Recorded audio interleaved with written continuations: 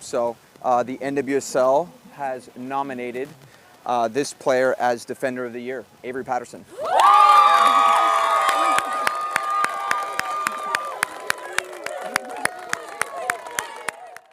What's up, H-Town and all around OSD?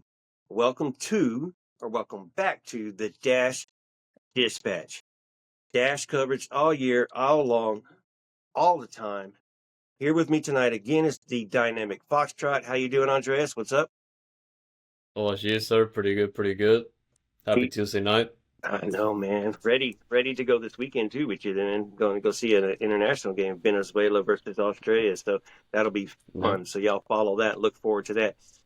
We are honored tonight, y'all. So listening or the visual on Foxtrot TV, in our studios tonight with us is Laura Gomez from the Deportes Nation, your sideline reporter for the Houston Dash, an official one, and soccer Tejas. Welcome in, Laura. Thank you for coming in. How are you doing? I'm so happy to be with you guys, that you invited me, and always happy to talk about the Dash. Not where we want it to be at the end of the season, but it is what it is, and let's have a good flashback of what happened, and maybe we can see the future of what will happen. I'm with you, Laura, and I think this will be a good show. It will be a flashback, but I think it's going to be a lot of positivity and a lot of leaning the fans into. We'll see how positive I can stay. Hey, that's right, Victor. Usually being the negative one. I mean, Yeah. I've worked with him so long, something has to rub off, right? Oh, okay, all right. Hey, Victor's gonna listen back to this. He's gonna be like, oh. All right. Y'all ready to roll, H-Town? Let's get into it. Laura, I have a lot of questions for you. I want to hear you. We talk periodically in the tunnel, and when we get a chance, you're busy, and we don't get to see you a lot either. You're working with Alex and Victor during the Dash game, so it is a pleasure to see y'all. I do get to listen sometimes, even though I don't understand a lot, but understand enough and enjoy the game and understand the atmosphere and just can tell the emotion coming from y'all as well. And it's fun. It's what Alex, Danny, and you enjoying the TV broadcast, and it's fun. It's fun. So if y'all haven't listened, y'all need to go pay attention. Yes, please. And watch. And at the end, Laura will tell us all and tell everybody else where to go and how to get to it and where to follow, how to listen. And if you don't, how dare you? But let's get into it, because we got to get around this 610 loop tonight, and it's a lot to cover. I don't know how much traffic we're going to get into, but we're going to see. We're going to be swerving left and right. But all right. Starting off, we're going to do, this is the Houston Dash review, season review. So we're going to go all the way back to the beginning, and we're going to end up in the end, and we're going to look into the future as Back to the Future 4 comes out pretty soon. But all right. Laura, I'm going to start with you. Okay. Andres, I know a lot of this, so he's going to get to follow up and add some take too. But we started off this season and we hired Angela Mangano, or Angela Hurt, or I'm not gonna butcher it. Sorry, Angela. I know you're listening. I apologize. All right, Angela. So first off, it's going to be a two-parter. But first off, trouble in Angel City, removed from her position.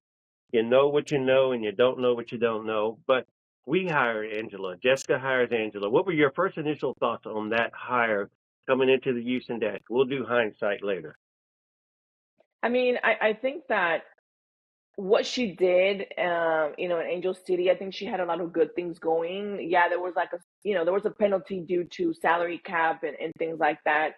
I mean, she's not the first one or the last one that's going to do that. I mean, it's happened in clubs around the world. I mean, it's still happening. Am I saying that should happen? No. Am I saying it's going to happen?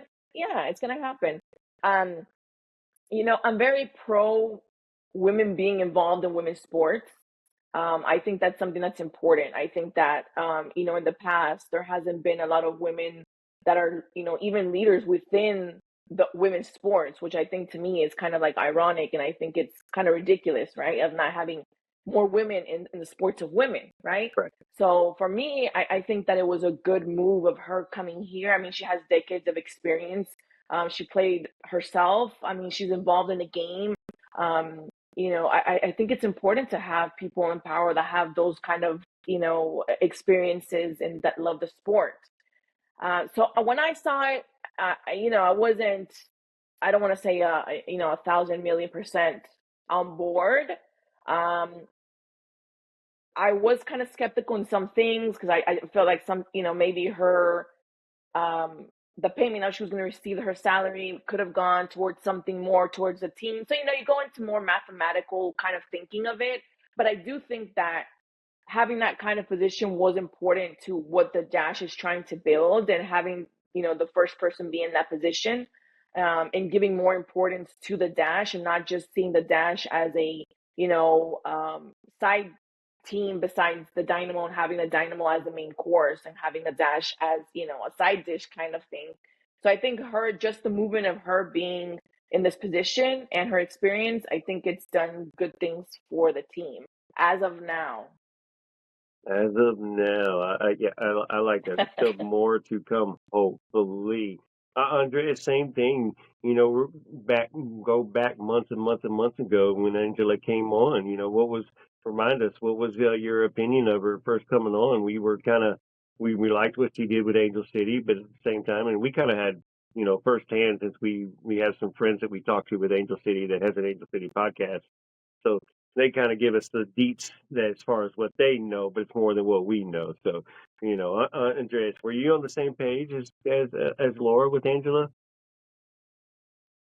More so excited, honestly, only for the fact that this kind of solidified the fact that the Dash are no longer a Dynamo side project, kind of like what Laura said, because it's been 12 years kind of in the same boat. Mm-hmm. And obviously, we're bringing Angela in, and of course, everything that happened afterwards, especially with Tessico coming in and putting in a lot of investment. It was kind of a matter of time until the Dash were brought into the 21st century of club management. Um, because for a team that's in a league that's putting on so much money nowadays, it was the time. The team had to be in this position where they have a dedicated front office, led by people that are experienced in the field of women's soccer, and we are slowly seeing progress.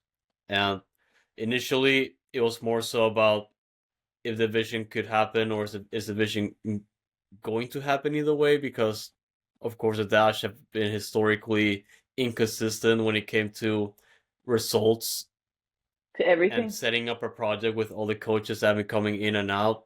Of course, so a lot of blame goes to the coaches, a lot of the blame goes to the Dash and the Dynamo front office back then. But at that moment, it kind of just felt like a great first step into the right direction. Of course, there's plenty of things to think about early in the season, especially who's going to coach the team, how is the methodology going to work, how are the players going to react about this news. But initially, I was more so happy with the fact that it actually happened. So, yeah, I would say happy, honestly. I'm with y'all 100%. Laura mentioned the division, the separate between the two, and Jessica putting her, giving control to the Dash side.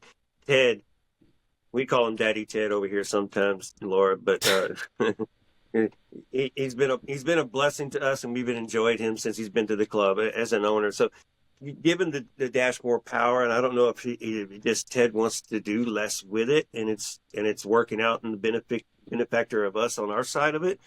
But yeah, man, I was happy when Angela got brought on, even though what was going on with the other way. But it wasn't like she was going to be blackballed or anything like that. So you knew, powerful woman.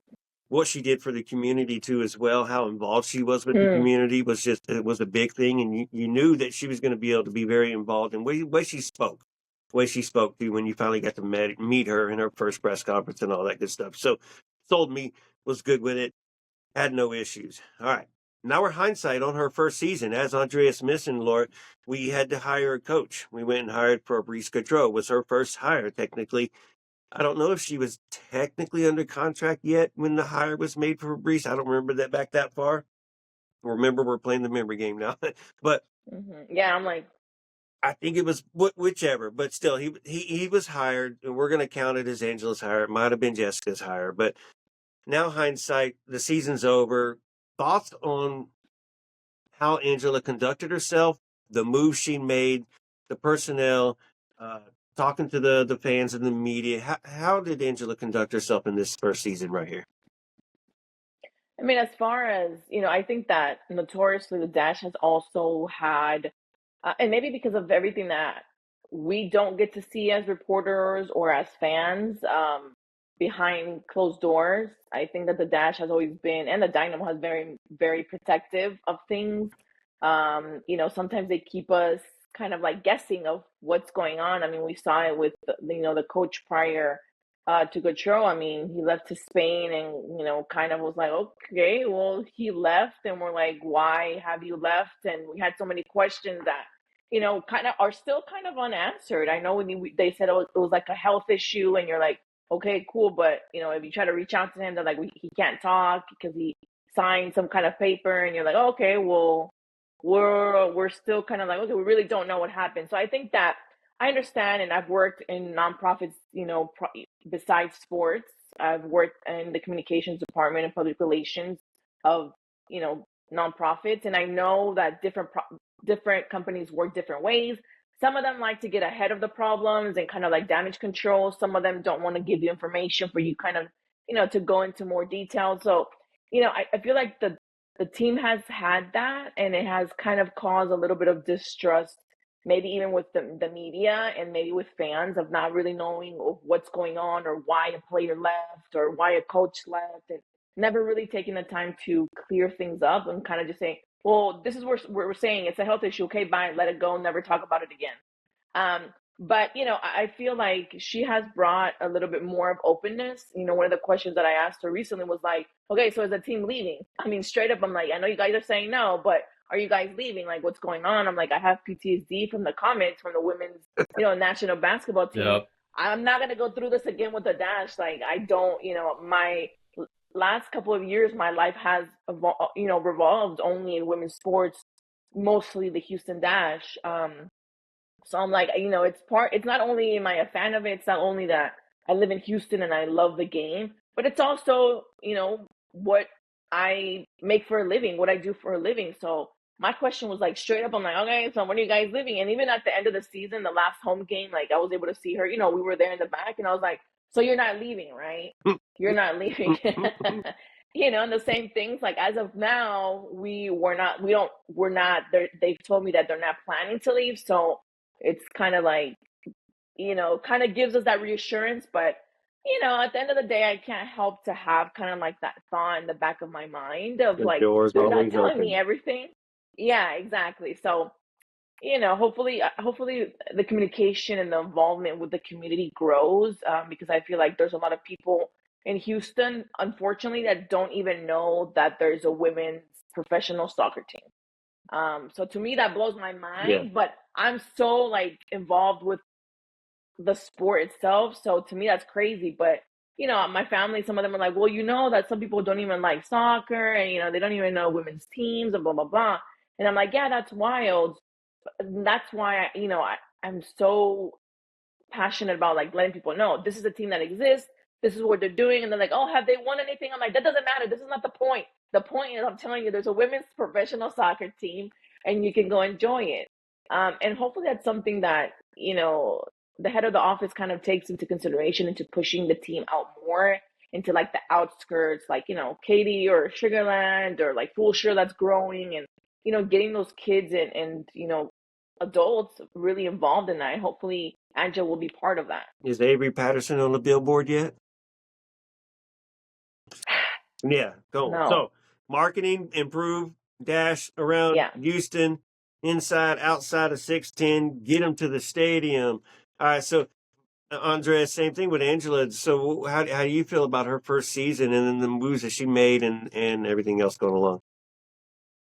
Yeah, it's gonna be difficult because it's gonna be the first year on their new project, and it was more so, especially after several years of Dash mismanagement. You could say that everybody was cautiously optimistic, and I honestly don't blame them at all. It's more so the fact that of everything that we have been through, we're at the point of seeing like, okay, it will be nice if we get results. I don't know if we're gonna get these results because we've been in this position before, and we should just win games. We should have a fun team here, and we'll see how it goes. So my expectations from the start were pretty much let's see how it goes, but I look forward to how the team develops, and that's more so what we got. If if you are if you're educated with the team and know what you were expecting, you kind of saw it coming from like from the start. But at the end of the day, that's progress. So that's all I was looking for. Yeah, I think she had a good season and she was involved a lot. I'm hoping she's able to reach further out in the transfer market and bring in bigger profile players here. So looking forward to that. Laura, we had a couple shows during the transfer market where we were manifesting the biggest names, a Cat Macario, among other names, and just wishing and hoping there's a reach and there's a way, but none of them happened. We're still trying to manifest. But all right, so now we've hired Fabrice Gautrat. He is a brand new coach. He was an assistant coach at North Carolina. Laura, you kind of made an expression there, so I want you to explain it. We hire Fabrice Gautrat. So thoughts on the hire, and then thoughts on how he produced this season, or lack of produce, or. But You know, I was honestly, I was kind of mad when I yes, you know, not and nothing that has to do with him because honestly I didn't know him before. I just read up on him, so it's nothing, personal, nothing like that. He's very respectful. I think that, he's always trying to engage with the media and will answer the questions in an appropriate way, so I can't hold anything against that. But prior to him getting here, to me, I was just upset because I'm like, we've had a lot of crises with, the coach for the Houston Dash, coaches for the Houston Dash, interim coaches, and and that has to do a lot with the players too. How comfortable they feel, how much do they want to stay in this team, and to me, I just got upset because I'm like, if we're bringing someone in that doesn't have NWSL experience as a head coach.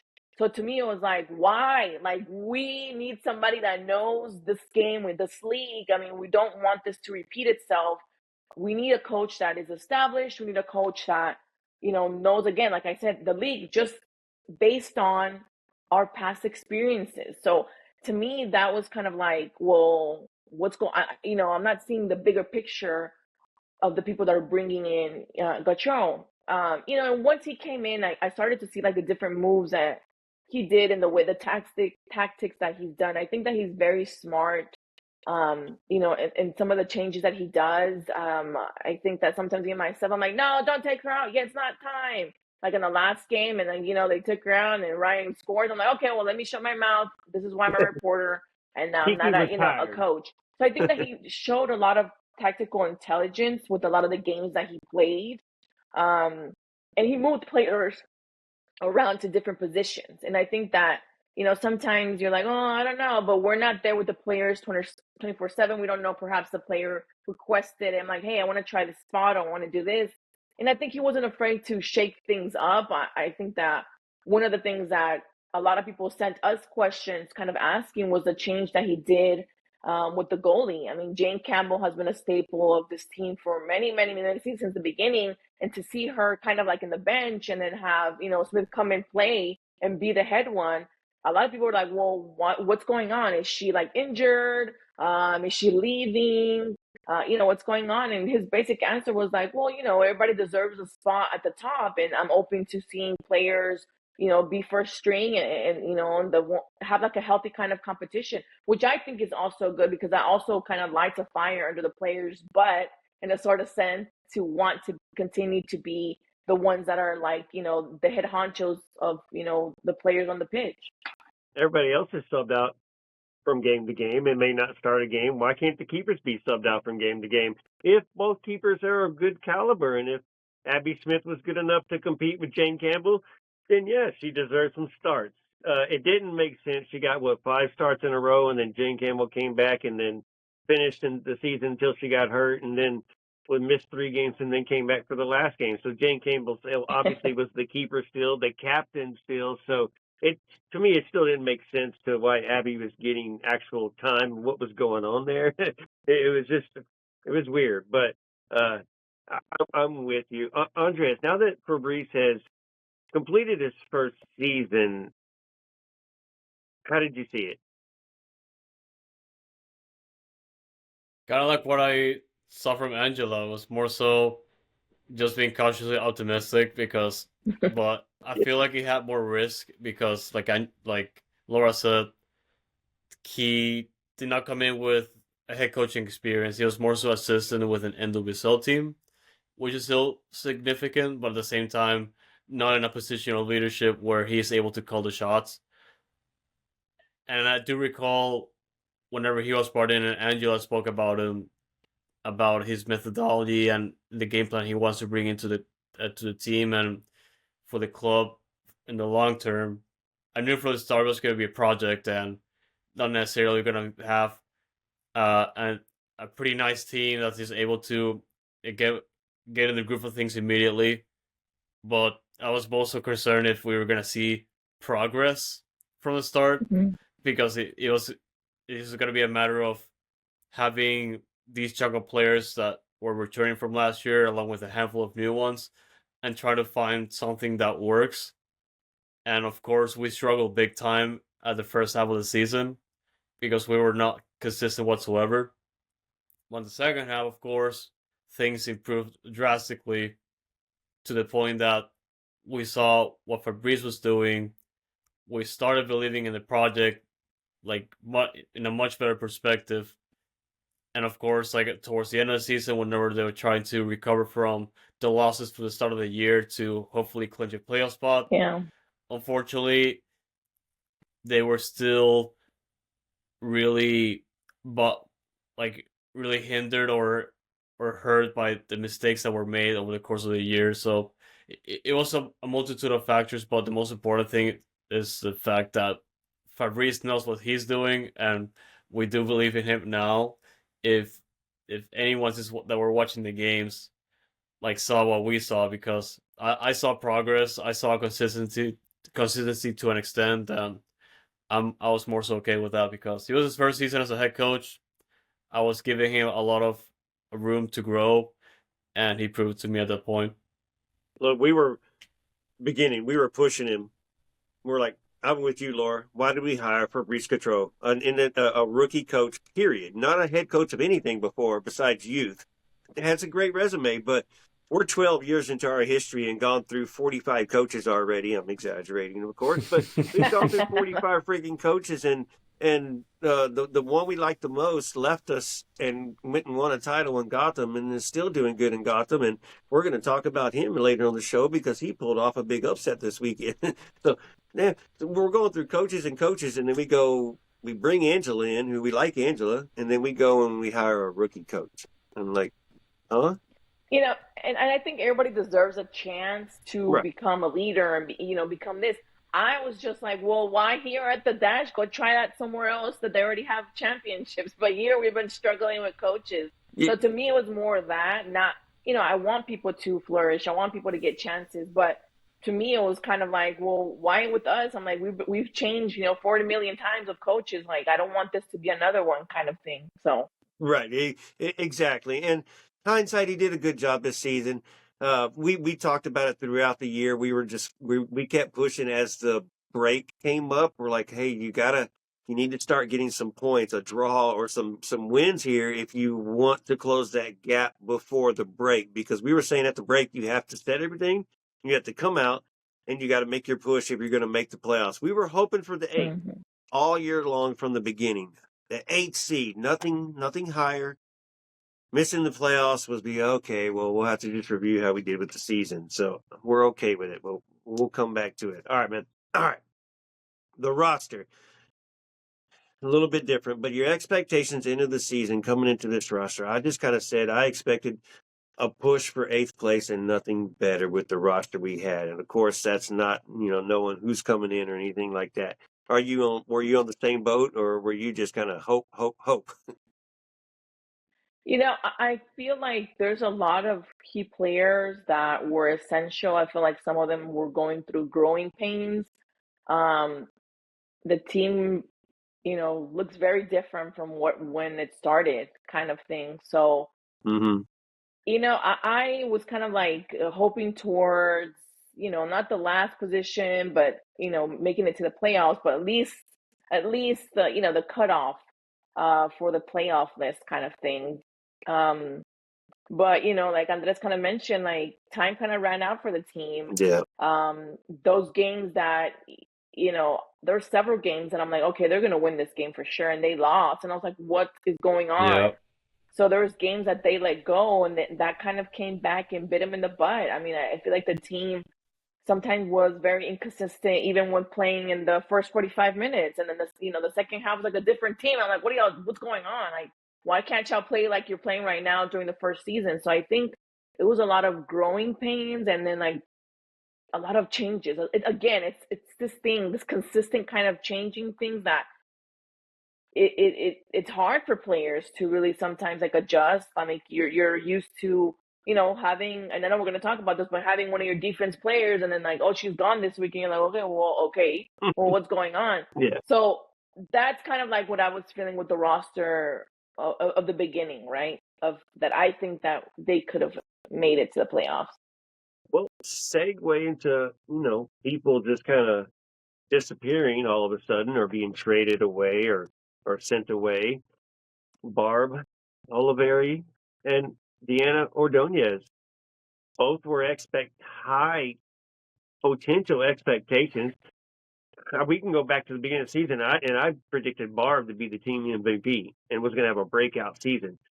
Boy, was I friggin' wrong. But Barb and Ordonez are both gone. We will see Barb sooner than later, since she will be a part of Boston Legacy next season, and looks like she's a face of Legacy right now. I don't know how they're building their roster, but I haven't heard any name players that are up there. So she has an opportunity to represent part of Boston, which will be sad. She'll come back here, but we'll have a good time with her. We'll say hi to her in the tunnel, and I'm sure she'll get a lot of hugs from the girls, because I'm sure she enjoyed her time. But funny thing is, she went to Tigres, or Ordonez went to Tigres. But those were surprise departures for us, especially with Barb. She came back from international play and then wasn't getting playing time. Ordonez started off the season hurt and then wasn't getting much playing time, and both are gone. So, surprise, disappointment, expectation. Barb and Ordonez both taken away from the Houston Dash.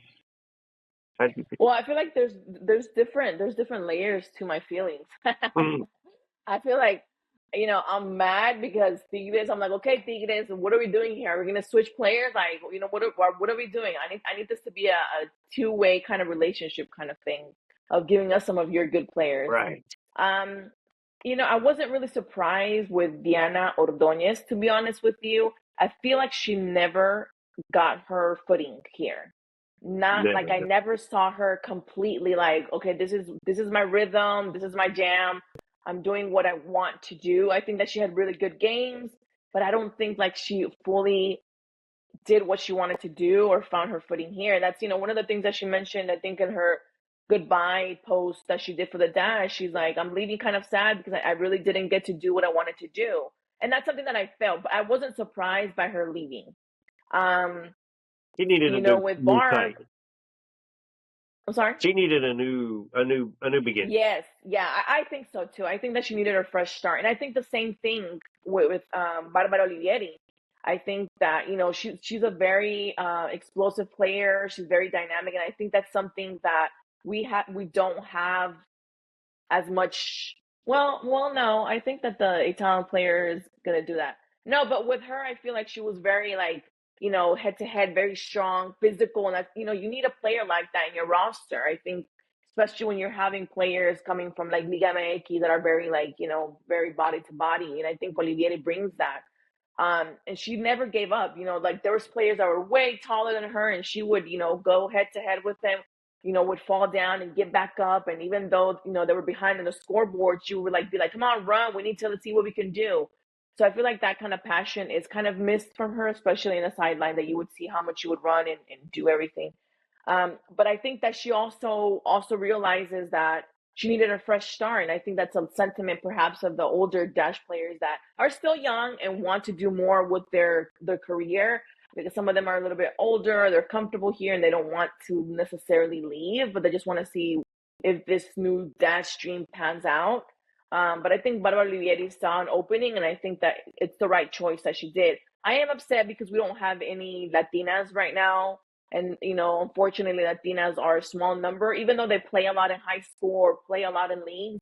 The number is really small for Latinas to actually go pro, and to have none here in Houston, knowing that, there's a lot of different, Latino ethnic, cultures here, like, Colombian, Venezuelan, there's Mexican, Honduran, Salvadorian, Ecuadorian, Chileno. We have so many, and not to have not even one of those countries,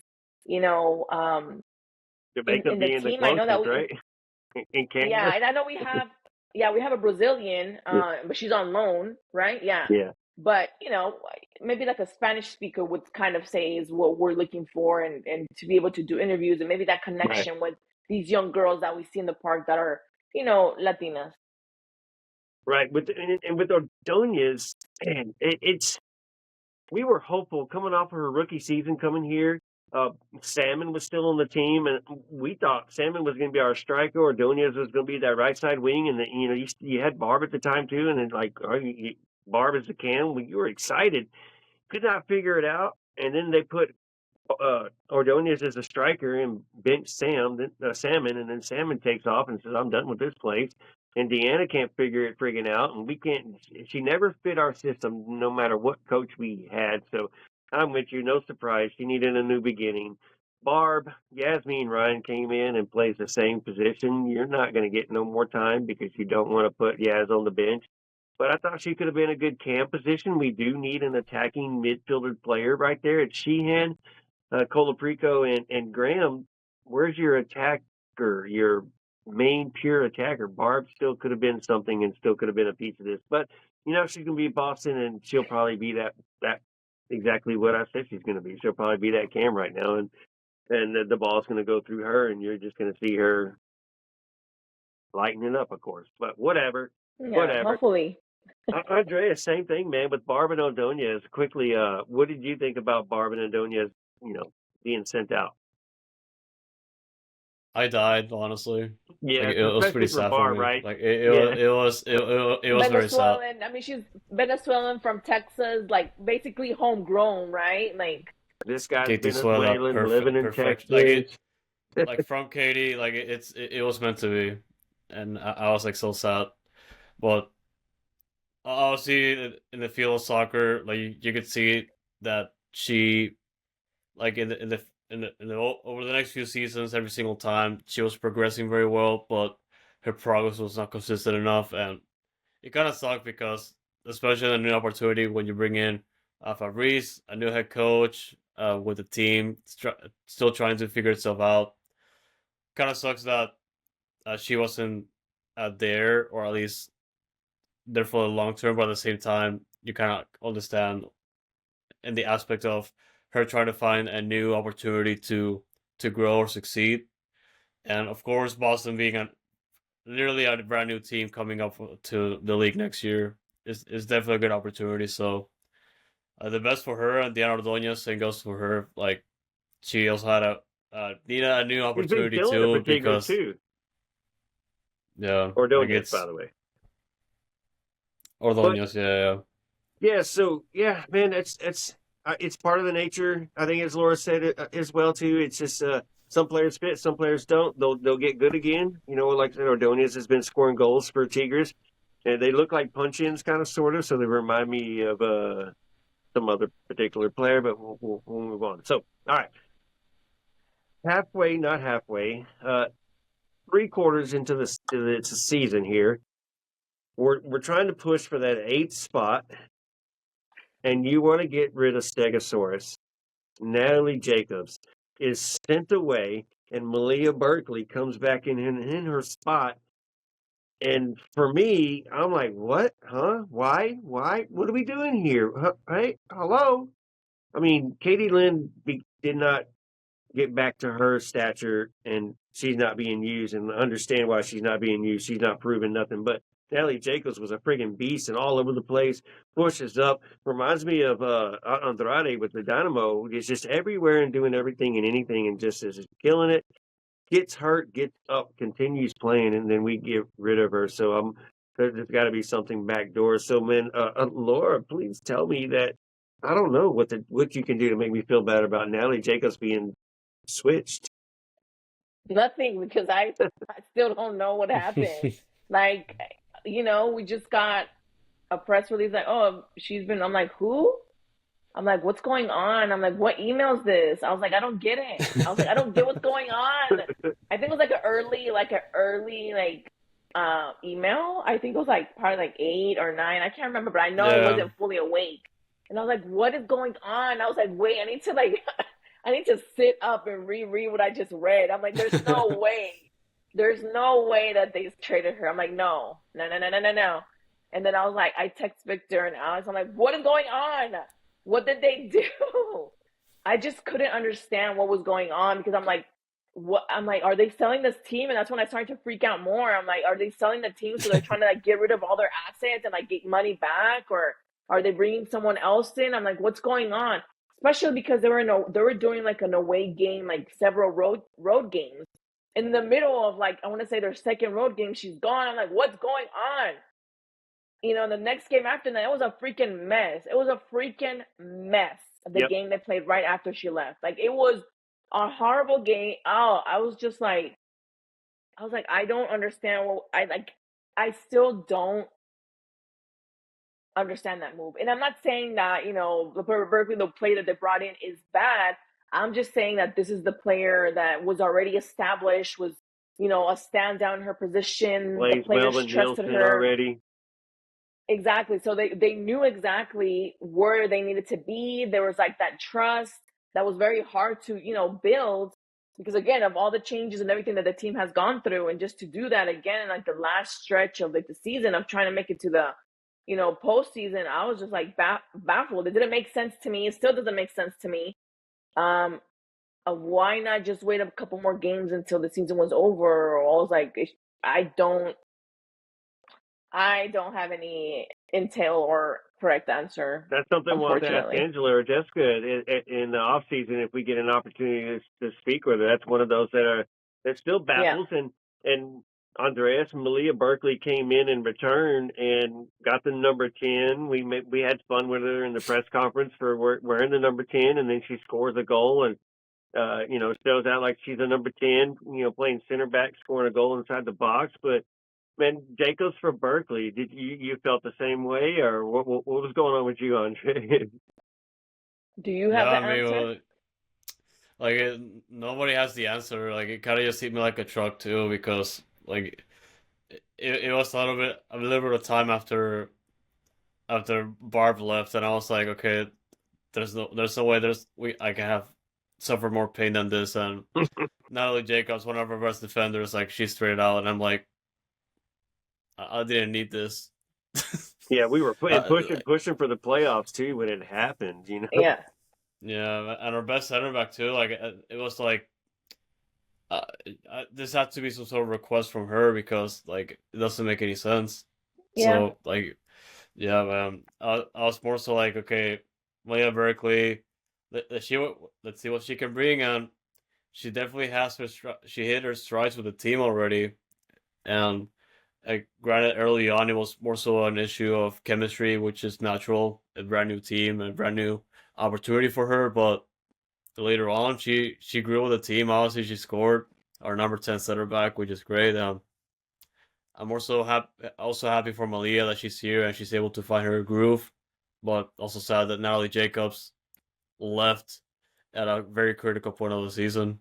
Laura, now that Berkeley's here, it looks like she's probably going to be the center back pairing with Nielsen next season, unless something happens during the off season that we're not expecting. But is Malia Berkeley going to be the center back for the Houston Dash next season, the starting center back next season?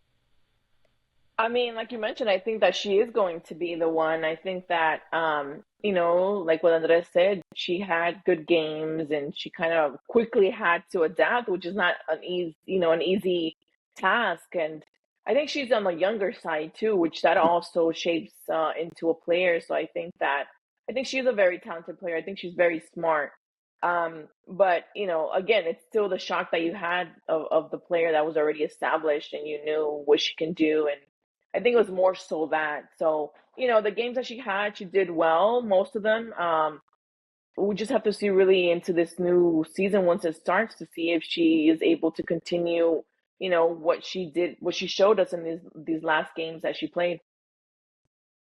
All right. And with some other additions that the Dash didn't make throughout the season, Maggie Graham being a signing since there is no college draft anymore. And I think she was kind of a late preseason signing out of Duke, if I remember correctly. But we were kind of excited, saw the highlights, enjoyed her. Clarissa Laracy was brought in. Lisa Boatin was brought in. Evelina Duljan was brought in. Even though Duljan was not used quite much, I expected more from her. She looked exciting when she did get onto the field. These were, to me, well, I call them key additions, but these are additions that I believe are going to be part of the future and part of the team. Laura, how do you feel about these players?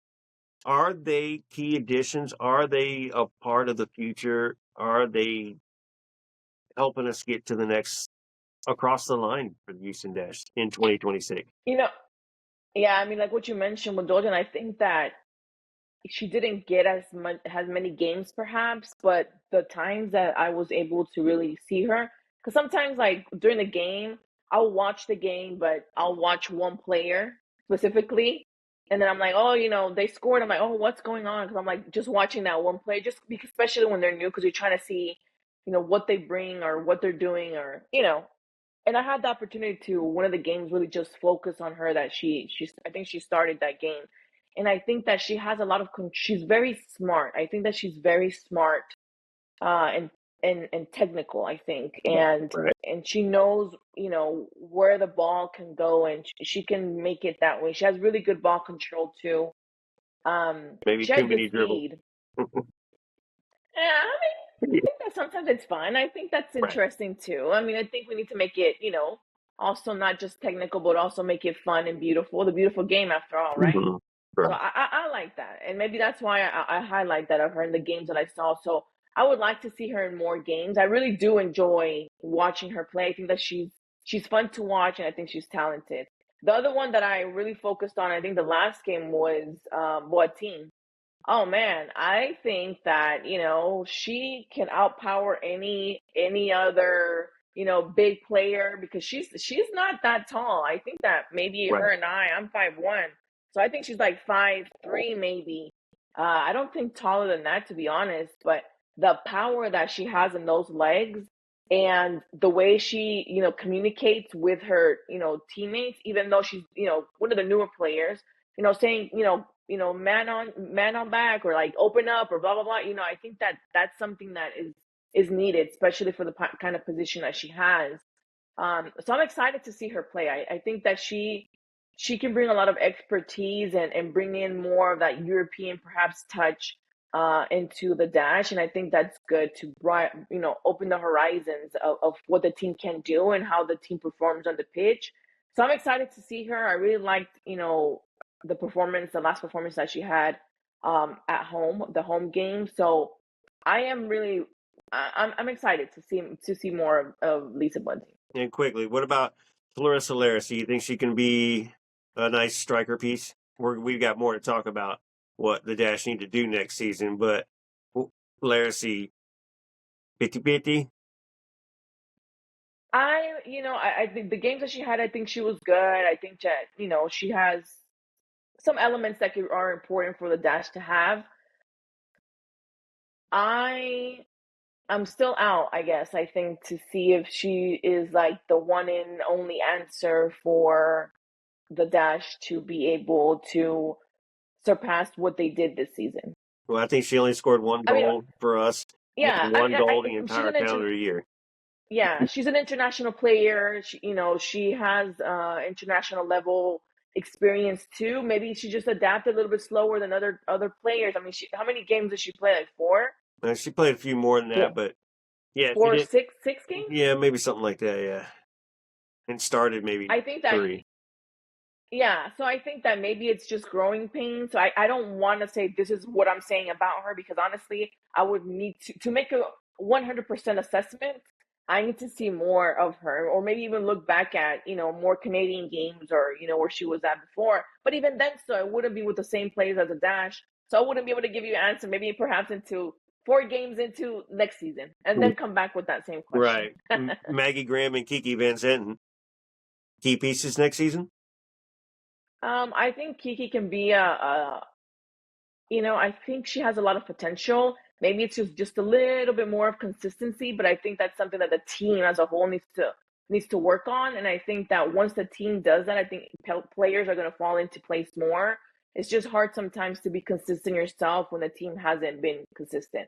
So, if when people ask me like, what did you expect from the Dynamo or the Dash? I'm like, the Dynamo, they need to be in playoffs and they need to win already because they've had more things on the Dash. As for the Right. Dash, it's been a little bit more difficult, Yeah. so I give them more of a little bit of leeway in the sort of sense for this season. But come next season, I expect the playoffs, and I don't want anything left. 100. And Maggie Graham. Again, I think that she has other. She's young. I think that she can. I see a lot that she can do for the Good. team. I think that she could fall into place with a lot of things. Obviously, depending if they're going to bring in, who they're going to bring in. It's just stressful to really think about, like, a new season of like what else is going to change. Like, I don't want to deal with it. Like, there's already been a lot of change. I'm like, I don't want to, get enamored with the player, and then like, guess what? She's gone, and you're like, okay, well, what now? All right, Laura, So keep them emotions. They're good. They're good. It's changing. There's more to come. I don't know if we're going to be losing too many more unless you're in love with Ryan Gary's. That's probably and Katie Lynn. They're probably both out. But Andres, I know same thing, but season overview, man. We had a chance to see the whole season. We added Angela. We added Fabrice. We failed the first half of the season, made a push the second half of the season, came up to 10th place. How do you grade this season overall? I don't want to give it a C because, like, even though the Dash made enough progress, I still felt salty about that last game against Portland because you it we talked about the game and we hyped it so much after beating Kansas City Current, and I'm like, there's no way the team can screw this up more. And they go to Portland and they literally do nothing, and I'm like, what did we take away from Kansas City? You know, and it's just one of those things that game in particular, as well as other games over the course of the year that we lost and had a ton of opportunities wasted. I feel like that game in particular gave me like a good outlook as to how the team looks right now and what they could be. I I'm I'm gonna give it a C minus. That's like the best score I can give them because, like I said earlier, like I knew from the start that it was going to be a difficult year for the team to make playoffs because they brought in a new coach, they brought in a new GM to try and start a project for the long term, and they got it going. It was just too late, and more of the problems that were happening at the start of the year kept happening, and they struggled to make it up or fix those. And All right. I get it; it's hard. So Laura, you got a C minus from Andreas mentioning everything. Yeah, but you brought in a new GM, you brought in a new coach. You did get rid of some player departures. You brought some player additions. So where are you at on the grade scale? if I would do a C, I would say not a C minus, just a C, because again, it's like all these seasons, I really do feel for the constant transitions and Yeah. revamping, remodeling, Yeah. of the team for the last seasons. And I know that has to affect players mentally too, right?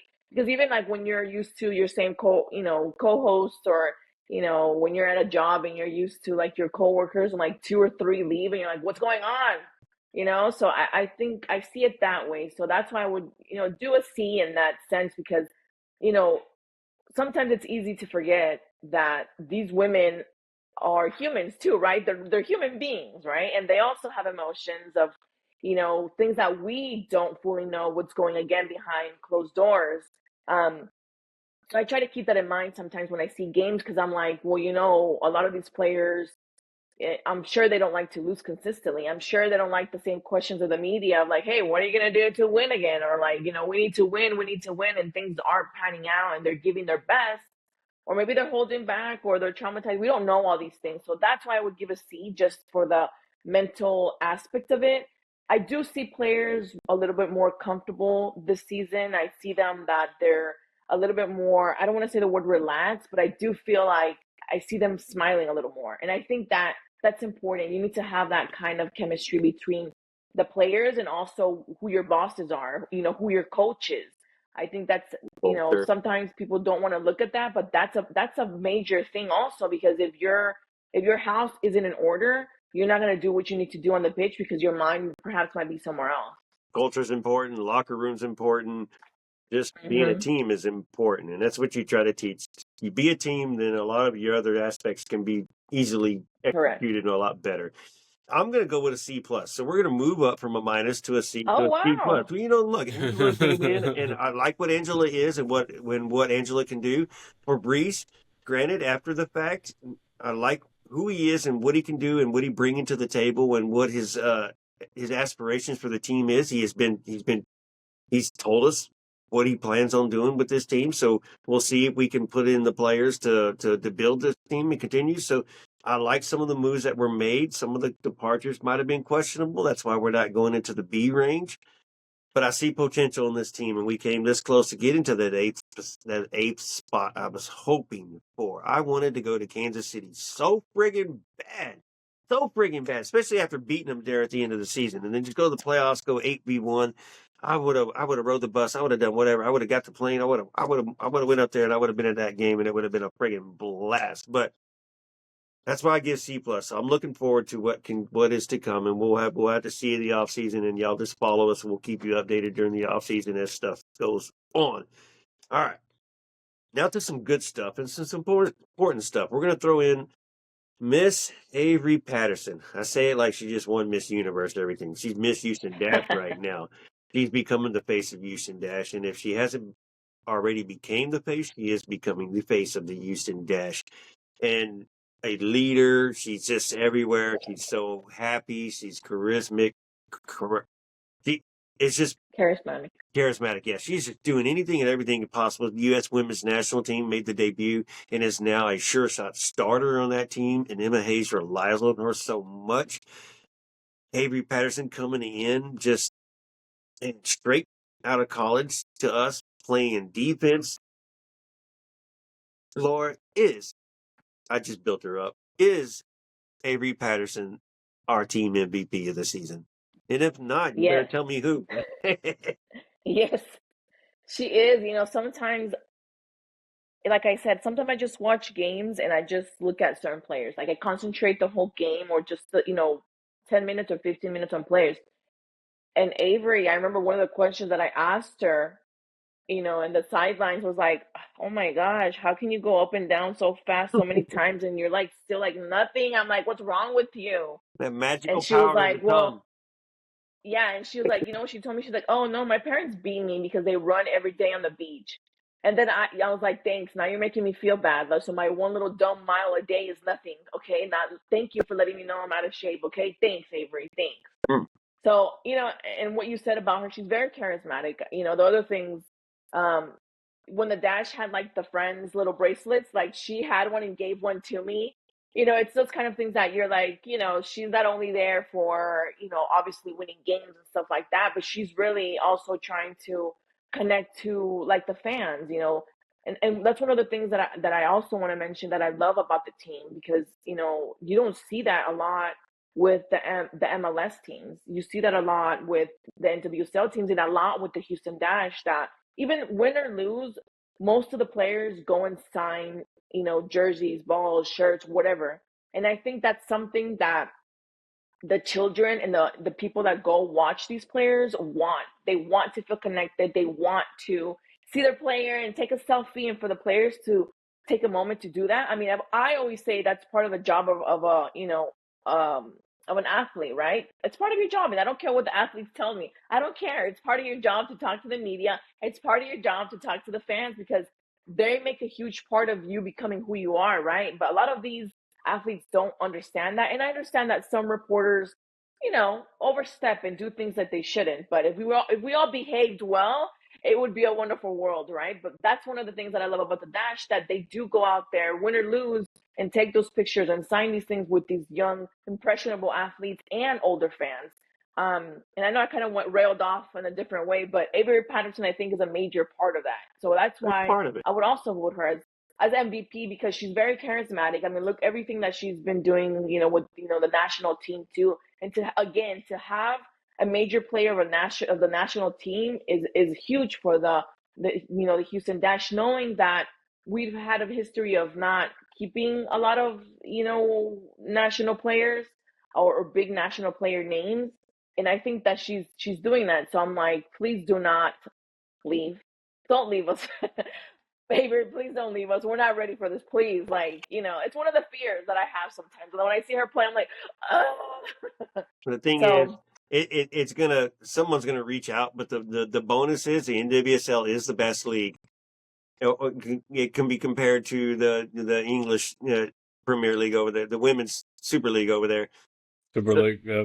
So it's if you're gonna come for her, you're gonna pay for it, and she's probably not gonna go far away. But so yeah, that's the best part, is we can already pay her, we can already take care of her. There's nowhere else to go unless you just want to go overseas. But Emma Hayes wants her to stay here and wants her to grow, and I think the Houston Dash are going to help her grow, which she's also been Defender of the Year nomination. Andres and Laura, of course. I'm going through the list: Avery Patterson, Izzy Rodriguez, Jordan Bugg, Kayla Sharples, Sharples, right? Tara McKeown are the five nominees for the Defender of the Year. Of course, Avery is a big one, a huge one, and she's going to have our vote. But is Avery the Defender of the Year? And if not, who is? And who's your number two, Andres? And why? My number one, number two are Avery Patterson. Good answer. Because, like honestly, I cannot really make a good judgment of all these players because I've seen a handful of NWSL games outside of the Dash. But I know for a fact that the Sharples might have a good chance. But like honestly, Avery Patterson, like even if she doesn't win it, she 100% deserves a nomination and 100% deserves to be the Dash MVP because, like, it's absolutely ridiculous. Like everything she has done to this point, and she just started out with the Dash. Like, she's scoring goals, she's providing assists, and running up and down the field. And I mean, you could even say she won us games even without scoring goals. So. Like for me, like Avery Patterson, whatever happens with the nomination, I feel like it doesn't really take away her accomplishments this season. And already regular with the national team, insane by the way. Like probably the best team in the world, right now. So it's just a matter of continuing and progressing. And Avery Patterson, she's a player, one of the best players for the Dash right now. And let me tell you, Izzy Rodriguez.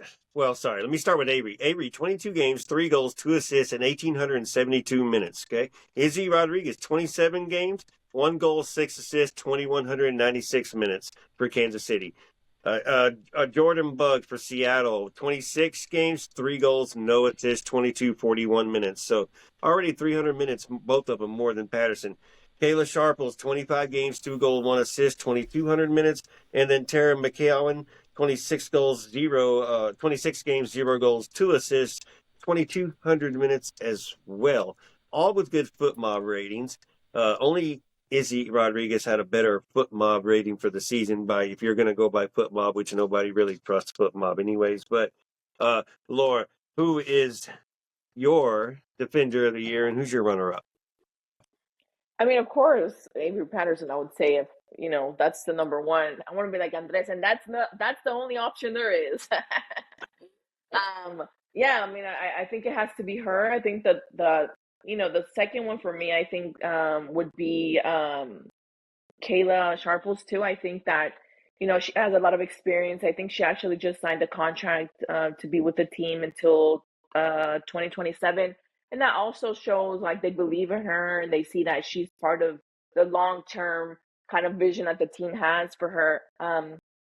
Yeah, but for me, honestly, I think that it has to be our Houston Dash girl. I'm Woman. 100% with Avery Patterson being the defender of the year, and I think it's going to be I'm not going to say unanimous. I think it's going to be more first place votes than you probably expect, even though the other players do deserve. And there's a lot of good mentions with these players right here. Two of them being Kansas City players, one Washington, one Seattle, one Houston player. Kayla Sharples being Kansas City. Well, I'm going to say Izzy is going to get second place with Izzy Rodriguez, because when you compare Sharples and Rodriguez, their numbers going across defensively, interceptions, takedowns, blah blah blah blah, they're equal, but what the difference that Izzy does is she goes up the field, like Andreas mentioned with A.B. Patterson, getting involved in the attack, not only defending. And you know what Kansas City's defense did this year? They didn't give up goals at all. So Sharples and Rodriguez together was probably the best team of the year throughout the year until the playoffs. And so I'm going to go with Izzy as number two, Avery number one, and just because of the more involvement that Izzy is putting herself with the team than. But I know she's a left back, and Sharples is a center back, so there's different roles, but a lot more going on. But Avery, 100%, you're defender of the friggin' year. All right. Where do the Dash need to improve this off season? And I'm going to run through it quickly. I think we need to get a solidified striker who's going to be a game breaker. We don't have that right now. We need an attacking midfield. You can't rely on Sheehan, Colaprico, and Graham to play every single game. Clinton Gim's there, but that's another defensive side. We don't have an attacking-minded, threatening player right there. Yaz is on the wing. And then I would like to solidify the defense as bench players coming off and giving our Bowden, Patterson, Nilsson, and Berkeley some rest. And then I think I'm confident with our roster. Laura, what do you think the Dash, Angela, and Fabrice and Jessica need to do to help improve this roster this offseason before we get into the season? Consistent striker. If that's my only Christmas wish, that would be it. That's my Christmas wish. I think that's what we really need, because there was games that we were 0-0 on the scoreboard, Mm-hmm. and just we were so defensively steady and secure. I mean, we had Jane Campbell in the back. I mean, I think that also brings a lot of confidence to the players. And even when Smith too, she also had really good games, and she also got respect of the players and having a good goalie. And I think that defensively, I think it's pretty solid. I would also say what you mentioned, also attacking midfielder. I think that would also be important, because you can't always rely on the forward to do everything. But I do feel like those are the things that we're desperately needing. A consistent. I want to put the word consistent scorer. Because it's and I feel like strikers are so harshly judged if they're not scoring, but it's what you signed up for. That's why I never played striker, because I can't score. That's why I was like midfield when I did play. So it's not to be harsh or anything like that, but I think that Matthias we Bright and desperately Calipso do Larry, they need. listen to us right now. Like, y'all are being harsh. Yeah, and and I understand that. I do understand that you can't score in every game. You can't do that. You can't do it consistently, but you need to score, kind of like back to back, or every other game, or something like that, because it's the name of the game, right? That's the position that you play, and it's something that you need to do. If you're going to play that position, you need to score. Again, a lot of these games that we had, we were strong in all the sections, but the goals just weren't happening. The goals were not, just not happening. And that's something that the Dynamo also needs, but we're not going to go into that. But we just need forward. No. That's what we need, right? Right. We need to move forward. Yes. Someone who can score friggin' goals. And let's remember, Clarissa Celestes only had one goal this entire calendar year.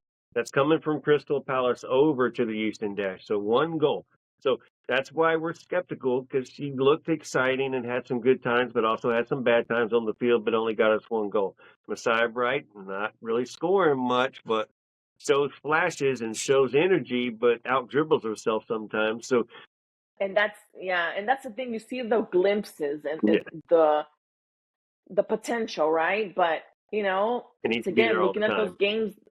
Yeah, those games that the Dash didn't score, and that came and bit them at the end because they didn't have enough points, and there were games that they could have won, and there was a lack of scoring. So yeah. Get it. Andres, pick one position where the Dash need to improve this offseason. We know there's multiple, but pick the one that you need necessity first. I mean, midfield, or more so a midfielder that's just able to break defensive lines. And it kind of ties back to Maggie Graham, because Maggie Graham just tied the team in assists, and it was one goal behind Jasmine Ryan for the goal tally in the team.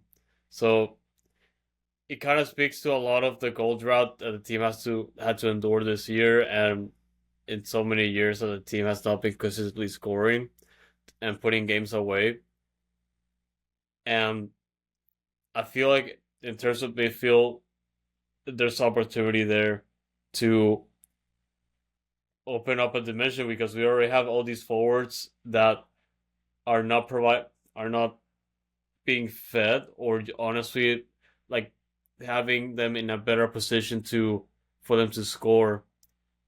And I feel like we're lacking in that area where the team has to create more, and it really sucks because we found so many opportunities to score, but we're not able to like shoot more or just find opportunities to score altogether. So it's really annoying because we have so many forwards now, but we cannot figure it out. So it's just a matter of opening up more spaces and providing more opportunities. All right. We hope for more during the off season. NWSL playoffs are upon us. The quarterfinals happened. Kansas City got upset by Gotham. Washington won. Orlando won. And I forget who the fourth one was that won. I think it was Portland won. Laura, so now that the best team in the world is beat, who's winning the cup right now? Does it go to Gotham for taking them down? It's too much, right?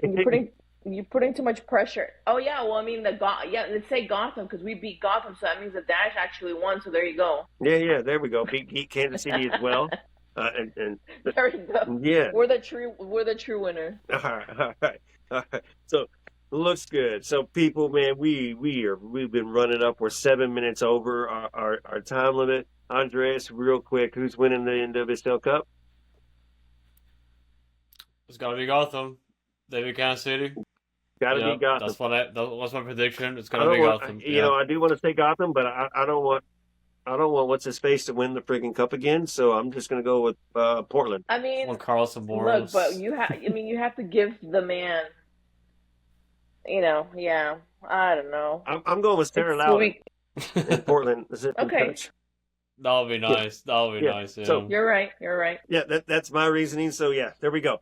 All right, Laura, please, thank you for coming on to the show. But please tell everybody where they can find you, where they can basically find Alex and Victor and everything that y'all do, because everything that y'all do is great and fun, and all of y'all are just friggin' fun people, amazing people. But for y'all that are listening and don't know Laura Gomez, please tell them where they can find y'all and who y'all are. Well, you can find us at Deportes Nation, and that's at the same handle, the same everything in all the different platforms. And then Soccer Tejas is another project that we're starting out, which is focused more just on soccer of Texas. We're still, in our growing pain era, but we eventually want to get there a little more and cover more than just, the Dynamo and the Dash. Eventually be able to cover more of Texas in different levels. And then for myself, it's Laura Gomez News or Laura Gomez News in all the different social medias. And so we're ramping up more to do more coverage of the World Cup, different angles of that. So if you guys know any stories, don't be shy and send me an inbox of any interesting stories that you guys might have of the World Cup.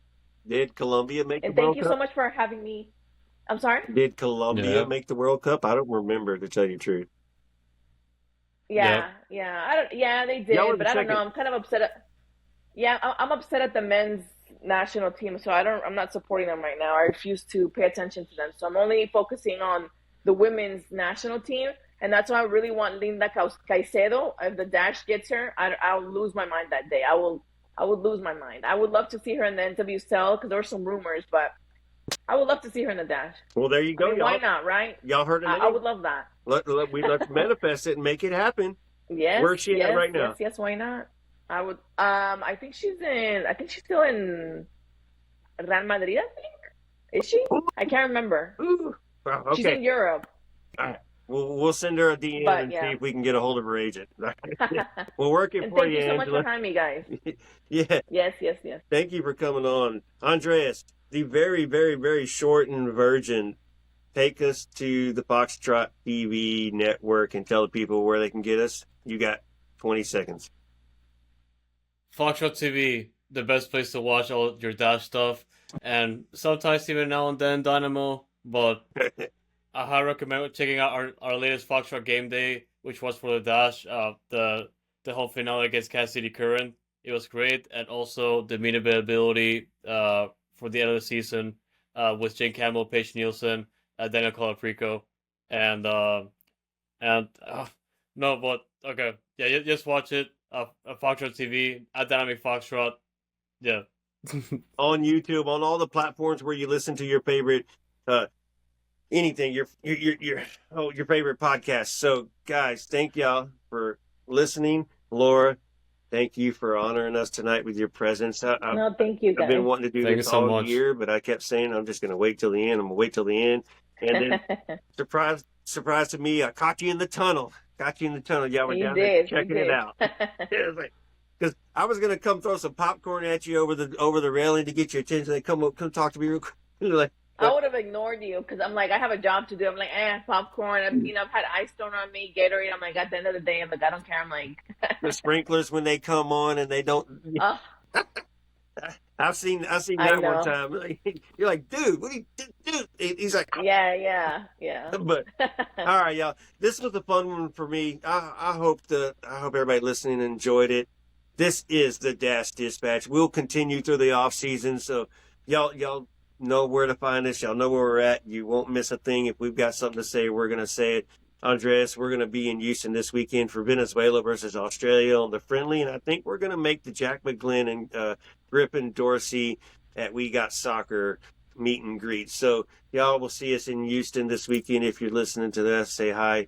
Let us know that you're a listener. We always love throwing H's up at everybody. But again, everybody, I think it's time to go. We're 73 minutes into this. We went 13 minutes into extra time, so there was some injury time needed, as the ref would add a little too much extra. So Laura, apologies for going over, but no worries. It was fun. Thank you for coming in, and I hope we can do this some more. Guys. Yes. H is up, y'all. This is the Dash Dispatch. We'll see y'all next time. Peace.